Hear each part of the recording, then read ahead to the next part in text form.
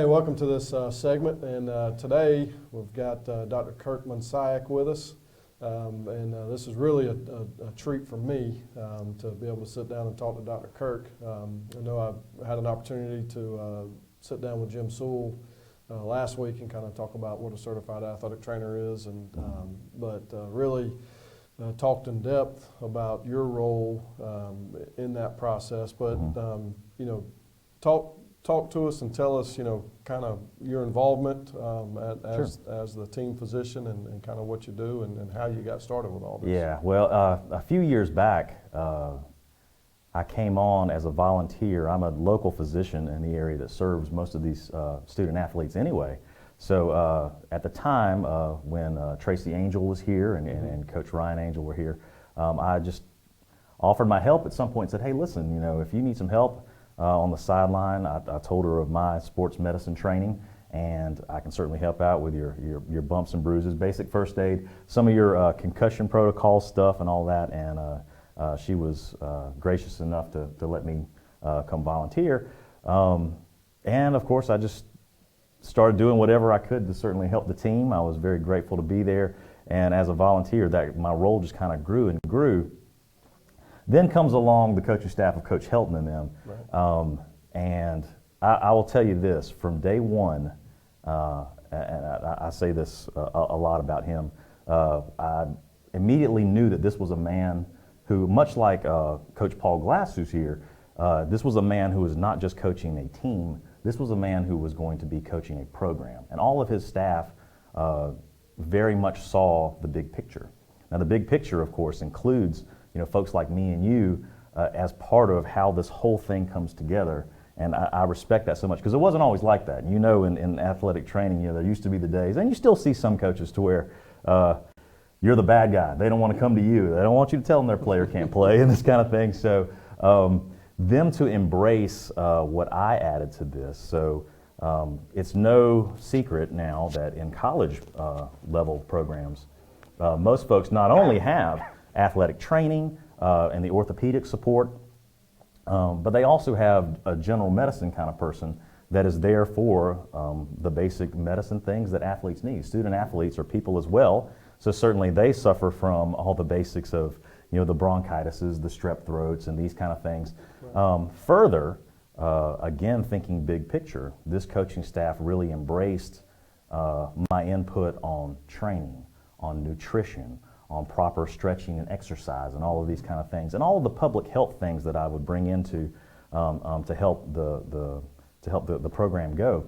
In 2A and 3A ball in small town Georgia, where the most competitive football is played, my opinion, and I'm right, there is a smaller pool of athletes that we're working with, so it becomes this game of who can not only get to the playoffs, but who can get to the playoffs less banged up than everybody else. That's right. So that makes you and I certainly where we've certainly earned our keep in that realm. So we're able to kind of keep our athletes healthy. So the orthopedic side, with you being able to help out with that, I got a kid who all of a sudden, has a scratchy throat or one of these kind of things that I can quickly come on board and minimize the time that person is going to miss, right, so that we have all our soldiers where we need to have them. So these things I was able to do and still continue to do for the team, and I help out with just about anything they ask me to. Honestly, I find it to be a privilege and a blessing to be on the sideline on Friday nights and to help out where I can. And this aspect of what I was able to do for it certainly became, I guess, a blessing in disguise, I would say, when 2020 rolled along and here came COVID. So, right, yeah. Well, that's certainly been, a game changer for everybody. Yes. But I know personally, having, when I did my grad work at Auburn, we had Dr. Mike Goodlett was employed by Auburn University. So he was, freely accessible all the time, and I was able to see that medical model and how efficient that was. I spent a number of years out, working with high school athletics and didn't have that model. Yeah. And so I've seen how having a physician, a phone call away, or, Yeah. or just, you know, having that kind of access, the positive benefits of that, I've also seen by not having that. Right. And that has been the biggest blessing to me, is to have you on board. But more importantly, you know, I kind of want everybody to understand of how special it is that we truly have, thanks to you, a college, a Power 5 Division I college medical model Yes. in place for our athletes at Jeff Davis High School, and it just really strengthens and gives us the ability to you know, take care of things in a more rapid fashion. Agreed. You know, for their best interest. So number one, thank you for all that you do. Appreciate it. You're a godsend to me, and I'm thankful every day that you're here. But COVID is unfortunately a dirty word Yes. that is Yes. now in our vernacular. But you've played an instrumental role in helping to shape what not only what we do athletically Mm-hmm. due to COVID, but really you've been brought in school-wide for Jeff Davis County Schools as kind of a liaison. So Yes. talk us through that, and kind of, you know, how all that's come about, you know, where we are today versus where we started. Absolutely. And that kind of stuff. Yeah. So yeah, well, we talk about. We certainly earned our keep this year, I hope. Well, everybody kind of went into uncharted waters pretty quickly. One of the things, this is honestly a very, I take a lot of pride, and I feel really good about being part of this team when I talk about what happened this year, because when COVID hit, you remember at the end of last year, our administration, our athletic department and everything immediately jumped into action and immediately got proactive. I had phone calls to me, I know I had phone calls to you, Dr. Jason Laney in town, as well as our local health department. The administration was quickly on with us to making a plan. And so I'm so proud of how this school system immediately jumped on and tried to do everything proactively to help get back to as normal of a life as we could. Mm-hmm. You know, we all had the heartbreak of our spring athletes just getting the rug pulled out from under them, our spring students just getting the school year pulled out from under them. And all of that bitter taste in their mouth, I think, kind of led us to be quickly acting on trying to get some protocols together. So when COVID hit, you know, we were called into meetings, Superintendent Ropey, Greer Smith, all of the coaches, Paul Glass, Coach Helton, Nikki Perry, Bo Boatwright, Will Wood, everybody, Stephen Wilcox. It was a big team effort to look at what Georgia High School was going to say in order to have some sort of semblance of a school year. Now, if you recall, back then, I think you and I were talking about, we're going to be in school, 2-3 weeks and then be gone, right? Yeah, yeah. And you know, some people in the state, unfortunately, you know, that was their fate. But I think because of how proactive our administration, our athletic department was, we were able, I mean, look where we are. You know, here we are, not only having a successful school year, but you know, fall sports have occurred, and here we are going to the second round of playoffs. I mean, Right. Who would have thought we were sitting here in this time? So, the Georgia High School early on released some requirements, and they said, okay, if we're going to have sports in the fall, here's what you have to do. And they released these things that said, okay, here's and it was said very specifically, this is the minimum you can do. Can't do any less than this. Right. You can certainly do more, but you have to do this if you want to play ball. And I was so happy to see that our administration, our athletic department, Roger Metz and Chris Ropey and Greer Smith, not only did they take all that very seriously, they went above and beyond.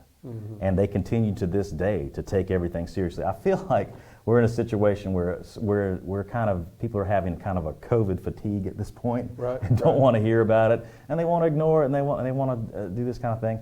And we see that in some areas.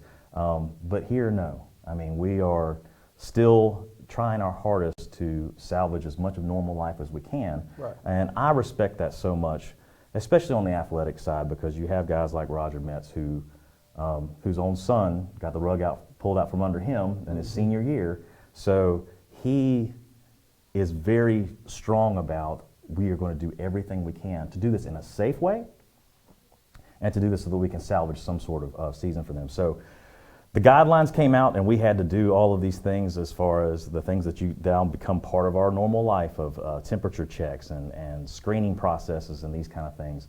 But what I really am impressed with is we all got together and put together this plan for a proactive type of thing, meaning when we do have a positive, when we do have someone exposed, when we do have someone who is at risk, we had a plan for it. So it didn't mean all of a sudden everything gets shut down. We had things compartmentalized in a damage control kind of way to, and we have been able to absolutely test it. Not a stress test, a full real life test. Right. We've had positives, we had exposures and these kind of things, but we were ready. And we were able to quarantine people, send people to testing, do the appropriate thing depending on the case, and we were able to salvage some sort of season. We've seen across the state that many places, they didn't have a plan. What happened to them? Right. Shut down, Right. and they had to go home. Now, the great thing is, here we are this far into the football season, and we're still doing all of our things. We're doing all of our screening processes and doing all this as best we can, the safest way we can. I just really have so much respect for the coaching staff on taking this as serious as that, because you could tell they love those kids. Right. They love the game of football, and so of course they're going to go above and beyond to do that. So Right. I've been so impressed with all that. But now, so this is the first fall that we've had to go through, as a nation or really as a world with COVID. And from everything that I understand, a lot of the symptoms are very similar to the flu. And so how is, and because this is the flu season. Sure. So how is that playing into the mix of, somebody showing flu-like symptoms, which could also be potentially Right. COVID-type symptoms, and, how are we kind of managing that? Yeah. Or would some people maybe think that, oh my gosh, there's this big, huge COVID outbreak, Right. when really it's just people having what in the past is, is the flu. It very well can, and so what you're talking about is a very murky picture that we're seeing because of how the symptoms are all over the place. So yes, there's plenty of overlap, not just with flu, with your basic strep throat, your basic bronchitis, these kind of things. Oh my goodness, the South Georgia seasonal allergies, even that can all of a sudden be on the symptom list. Right. So it becomes paramount for us providers to certainly tease out some of these things. The CDC is, of course, recommending that everyone get their flu shot, as they always do, as Dr. Kirk always does. And to be able to help prevent that, you have some people on one side saying that we have to prepare for what they call, the term you may hear is a twindemic, where you may have an uptick in COVID as well as an uptick in flu at this time. And it may be confusing as to which one is which until our testing gets a little bit better on the COVID side. But you will have people on the opposite end of that spectrum also tell you that the flu season may in fact be much milder. Why? Well, here we are finally behaving like we tell you to do every year. People are washing their hands and certainly with the masks and the social distancing and these kind of things. That may help actually with the flu season. Only time's going to tell how that's going to shake out. But certainly it puts us very much more aware when a symptom comes up and being able to tease out exactly where this thing is coming from and act accordingly. So now when, obviously when COVID started, it was a novel new virus that was just making it seen in the world, and nobody knew what to expect or what was going to happen, or, and certainly we've seen, sadly, a lot of fatalities through this. But today, in December of 2020, we know a lot more information than we knew in February of 2020. Blessedly so, yes. So, I feel like personally, just myself, and that some of the messaging through the year has been, it's created a lot of angst. But we now kind of have a better handle on who's the at-risk and who's the lowest risk. Correct. And so, as I understand it, and I guess, correct me if I'm wrong, essentially you take your college age students, 25 or so and lower, and their risk is, there's never no risk. Sure. But it's as close to zero as you can get. It is. From a hospitalization and a fatality standpoint. Correct. Absolutely correct. So kind of just talk in general about, those risk categories. Yes. And how that plays into, what we're trying to do with that. Yeah, absolutely. So you hit it on the head. The statistics across the nation, you can see that yes, when you're college age and younger, sure, they may contract COVID. COVID is still as contagious as can be. However, how their course of illness goes is blessedly mild. People can certainly get flu-like sick, and you have a few outliers that may go into hospital type of sickness. However, the younger kids, it has been a blessing that they do remarkably well with this. So when you have folks like even Dr. Fauci, who's supposed to be the go-to with everything in our nation right now, saying that absolutely kids should be in school, it's based upon those statistics that this is a low-risk population.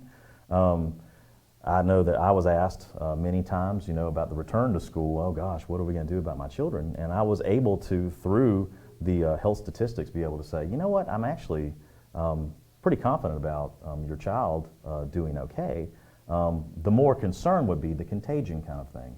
And our school system, of course, is addressing that as best they can when it comes to the washing of hands and the social distancing and these kind of things. So I'm not so much worried about how your child is going to do if they contract COVID. I want to be more concerned about, are they going to be passing this on to those higher risk populations like we talked about. But but no, you hit it on the head. This has been a blessing that this age group that we deal with here in the school system is remarkably spared from really harsh outcomes.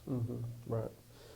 So what's kind of coming down the pipeline as far as the response from the Jeff Davis County Schools, because again, it's kind of making another push, if you will, but we're still trying to filter through, not just you and I, but yes, as a medical community across the country, is this really kind of flu and allergy season, or is it COVID coming back, or?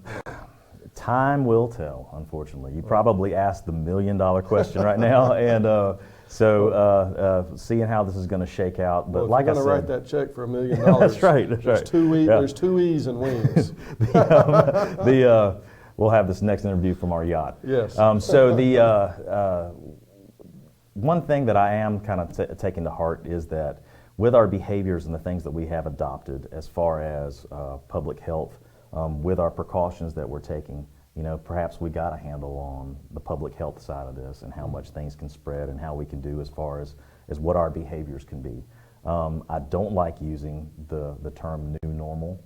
I do pray every night that we are getting closer to where we can have normal life and these kind of things, but we have to be cautious. So we are going to be cautious, and again, I love working with colleagues such as yourself, such as the administration here, that are taking things seriously and doing things proactively. Right. Well, I mean, honestly, that's all we can do. Right. That's we're trying to do. Sometimes it feels like the impossible because it's a virus, and if there was a way to stop a virus, then there would be no flu season anymore. That's right. But certainly there's encouraging news coming out with vaccines and those sort of things. But we know that'll flesh itself out. But yes,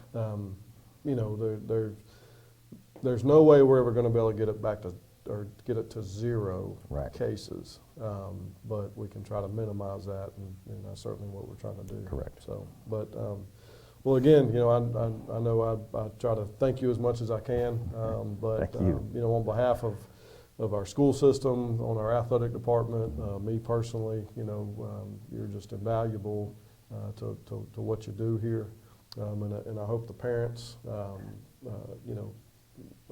able to have a better insight as to what Dr. Kirk, brings to the table for us, and how we're working to. Holistically, to help everybody Right. as well. So we'll keep rocking on and That's right. And try to hit the next curveball they throw at us. We'll try. One last thing I want to say, if you guys are coming out and making the road trip, Jefferson, please do, if you can. Jefferson has reached out to us and told us that they are requiring face masks to be there, so please come on out and support the Jackets, bring your face mask, and come on and get loud and proud.